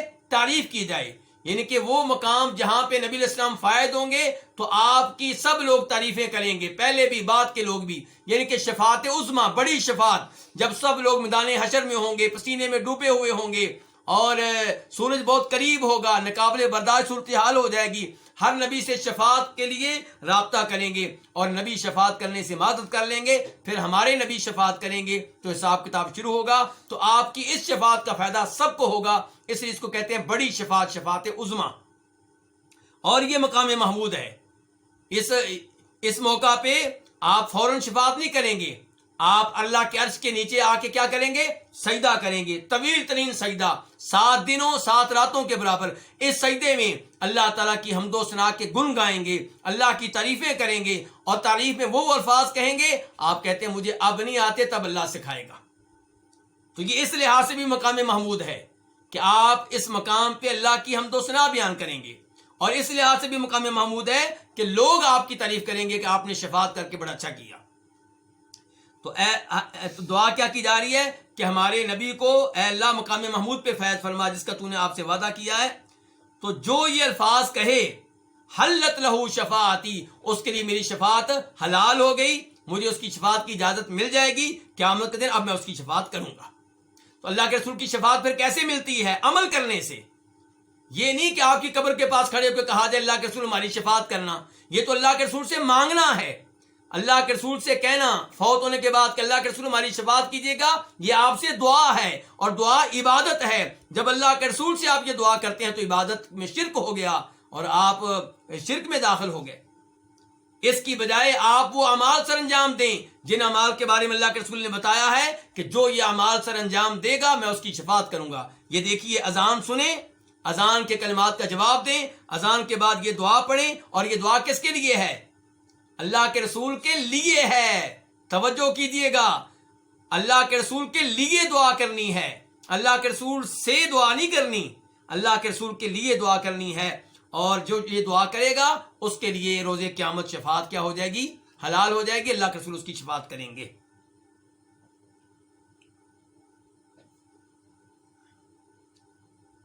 وضاحتیں تو اس میں کافی رہتی ہیں، وقت کم ہے، کچھ وضاحتیں آئندہ حدیث میں۔ حدیث نمبر 340 میم، اس حدیث کو روایت کرنے والے کون ہیں؟ امام مسلم۔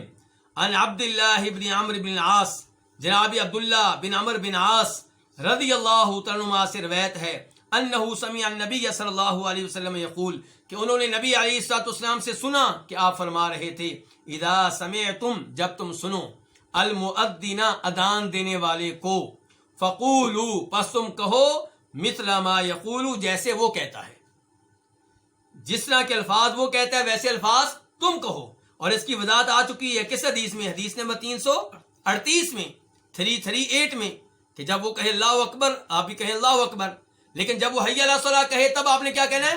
لا حول ولا قوت الا باللہ کہنا ہے۔ یہ فرق ہے۔ ایسے جب وہ حی علی الصلاۃ کہے، حی علی الفلاح، ان دونوں کی باری لا حول ولا قوت الا باللہ کہنا ہے، باقی جو بھی الفاظ مؤذن ادا کرے وہی آپ کہیں گے۔ یہ اللہ کے رسول فرما رہے ہیں کہ جب تم مؤذن کو سنو، یعنی کہ مؤذن اذان دینے والے کی اذان کو سنو، فقولوا، پس تم کہو، مثل ما یقول، جیسے وہ کہتا ہے۔ اچھا غور کیجئے، اللہ کے رسول کہہ رہے ہیں اذان کی آواز آئے تو کیا کرو؟ جیسے الفاظ وہ کہتا ہے ویسے تم کہو۔ ہم کیا کرتے ہیں؟ ہم اذان کی آواز سن کر ٹی وی بند کر دیتے ہیں۔ میری مائیں بہنیں جلدی سے سر پہ کیا لے لیتی ہیں؟ دوپٹہ۔ اذان کا جواب نہیں دینا، مؤذن کی بات مان کے نماز نہیں پڑھنی، تو یہ زہری یہ چیزیں، ان کا کیا فائدہ؟ شریعت نے بالکل نہیں کہا کہ آپ جناب والا ٹی وی بند کر دیں اور اذان کا جواب نہ دیں، اور اذان سن کر پردہ کرنا یہ بھی کہیں نہیں آیا۔ پردہ کیجئے اپنے دیور سے، پردہ کیجئے اپنے بہنوئی سے، پردہ کیجئے اپنی خالہ کے بیٹے سے، ماموں کے بیٹے سے، پھپھو کے بیٹے سے، یہ سب آپ کے غیر ہیں، ان سے پردہ کیجئے۔ اذان ہو رہی ہو تب بھی، اذان نہ ہو رہی ہو تب بھی، اذان سے پردہ کیوں؟ اگر آپ کے گھر میں صرف آپ کا شوہر ہے، آپ کا باپ ہے، آپ کے بیٹے ہیں، غیر مرد نہیں ہے، اذان آرام سے سنیے، اذان کے کلمات کا جواب دیجئے۔ سر ڈھانکنا ضروری نہیں ہے، بلکہ یہ عقیدہ بنا لینا کہ جناب جب اذان ہوگی میں سر ڈھانکوں گی، اس عقیدے میں بھی مسئلہ ہے۔ یہ کدھر سے آیا مسئلہ؟ کہاں سے لے کر آئی ہیں آپ اس مسئلے کو؟ جب سر ڈھانکنے کی باری آتی ہے تب ڈھانکتی نہیں ہے، اور جب شریعت نے نہیں کہا تب ڈھانکتی ہیں۔ تو اللہ کے رسول کہہ رہے ہیں جب اذان دینے والے کے اذان کو سنو تو ویسے الفاظ کہو جیسے الفاظ وہ کہتا ہے۔ ثم صلوا علیہ، پھر میرے اوپر کب پڑھو؟ اذان کے بعد۔ اللہ کے رسول نے یہ نہیں کہا اذان سے پہلے۔ ہم ہر معاملے میں الٹ چل پڑے ہیں۔ شریعت کہتی ہے مرد اپنے ٹخنے ننگے رکھیں، شلوار اوپر ہو۔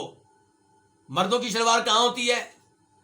پاؤں ڈھکے ہوتے ہیں، بلکہ نیچے زمین پہ لگ رہی ہوتی ہے، اور عورتوں سے کہا گیا اپنے آپ کو چھپا کر رکھیں، یعنی کہ ان کے پاؤں بھی ڈھکے ہونے چاہیے، اور ان کی شلوار کہاں پہنچی ہوتی ہے؟ آدھی پنڈلی تک، اور پیٹ کا کچھ حصہ بھی نظر آ رہا ہے، یہ سینہ بھی نظر آ رہا ہے، اور ہاف بازو ہے. یہ کیا ہے؟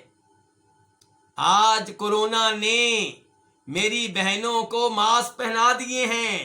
اب کوئی نہیں کہتی سانس گڑتا ہے، مشکل میں ہیں. اب سب نے اتنا پردہ کر لیا ہے، جب شریعت کہتی ہے تب سانس گڑتا ہے. تو اللہ کے رسول کیا کہا؟ ثم صلوا علیہ، پھر میرے اوپر درود پڑھو. تو اذان کے بعد درود پڑھنا ہے. فإنه من صلى علیہ صلاة صلی اللہ علیہ بها عشرا، درود پڑھنے کا ثواب آپ بتا رہے ہیں، کیونکہ جو میرے اوپر ایک بار درود پڑھے گا اللہ تعالیٰ اس پہ اس کی وجہ سے، ایک دفعہ درود پڑھنے کی وجہ سے 10 مرتبہ صلات کریں گے. اللہ تعالیٰ 10 مرتبہ کیا کریں گے؟ صلات کریں گے اس پہ. اللہ کی صلات کریں تو کیا ہوتا ہے؟ اللہ کی صلات کیا ہے؟ کچھ علماء کرام کہتے ہیں اس کا مطلب یہ کہ اللہ 10 رحمتیں نازل فرمائیں گے. اور صحیح بات یہ ہے کہ اللہ تعالیٰ ایسے آدمی کا ذکر خیر کن میں کریں گے؟ فرشتوں میں کریں گے. اللہ تعالیٰ اس کے درجات کو بلند کریں گے، اللہ اس کی شان بلند کریں گے، اللہ اس کا مقام بلند کریں گے. تو یہ شان اور مقام بلند ہونے والا جو ترجمہ ہے یہ زیادہ بہتر ہے.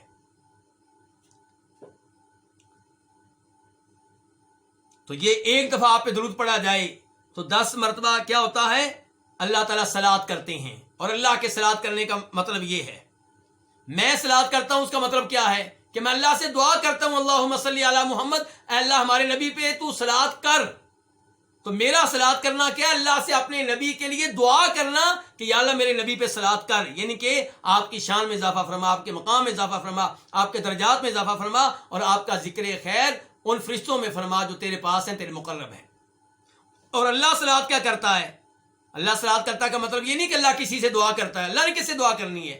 اللہ صلات کا مطلب یہ ہے کہ اللہ پھر آپ کی شان کو بڑھاتا ہے، آپ کے مقام میں اضافہ کرتا ہے، آپ کے درجات بلند کرتا ہے.